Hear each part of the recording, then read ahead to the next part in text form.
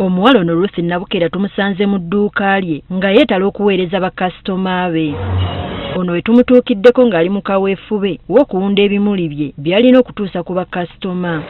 Okusinziira ku mboozi ye, Nabukera mukyala muyivu.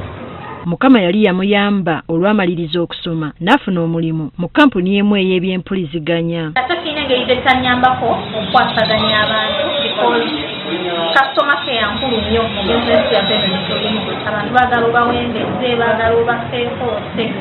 Lwali lumu n'afuna ekirowoozo ky'okutonera muganda we ekimuli kyokka nga talina ssente kwe kusalawo akyekolere. Nefuna omuntu anyambako nandaga ekyokukola naŋŋamba kati gula ebimuli nga tebiri mu buke nembigula nandaga bakikwata bwe bati ne bwe bati ne bwe bati mukundaga okufuna nnyambako nekisobola okuvaayo obulungi. Ng'amaze okukikola yasalawo akikuba ebifaananyi n'abiteeka ku mutimbagano.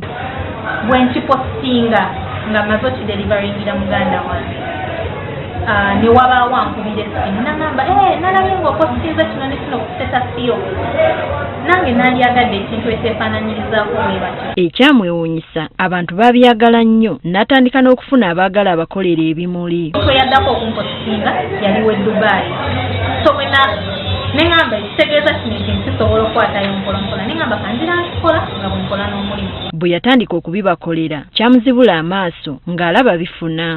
Omuntu waba asobola okunkubya n'amaaso ayagala ekintu ekifaananamu kiba kitegeeza nsobola okukiteekinga on n'embituula bizinesi. Nabukera atubuulidde nti tajjukira kubeera na ntandikwa yonna kubanga kasitoma gwe yasooka okufuna ebintu yabigula ku ssente ze. Nali sirinaamu wadde 10 naye omuntu n'ankubira n'aŋŋamba Esther njagala kunkolera kintu bwekiti ne bwekiti ne bwekiti.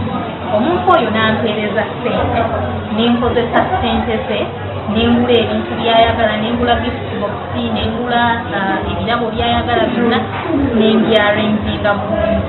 Bwe mala obyarenzinga nemukubira ekifaananyi nemuweereza n'ampeereza bbaala.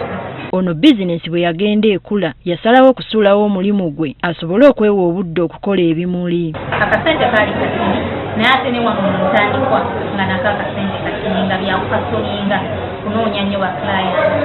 Naye the more you do this the more the numbers count. Bwe twogerera Nabukera asobola okufuna bakasitoma abasoba mu 15 olunaku ate bwe kituuka mu Desemba oba February kiyitirira. Ku Valentine nsobola okusavinga baklayant nga bisatu olunaku lumu. Ng'okwo sitaddeeko baneena abazze n'ayingira buyingizi mu dduuka. Mu kaseera kano omulimu guno guliko we gumutuusizza. Okweterawo akaduuka akange wange mu kibuga Kampala. It is something I don't take for granted. It is considered nange ekintu ekinene. That is the truth. Ne personal gains zaako. Ng'emirimu emirala gyonna Nabukera naye aliko okusomoozebwa kwasanga omuli n'ebbeeyi y'ebimuli ekyukakyuka buli kaseera. Osobola okusanga nti ekyo ekimuli wakisanze ku ssente bwezi. Bw'okomawo enkeera kubanga Valentine ng'emiwendo gyekiddwamu emirundi nga 6 okitegeeza nti tewaliwo price control bintu bye tubeera tugula.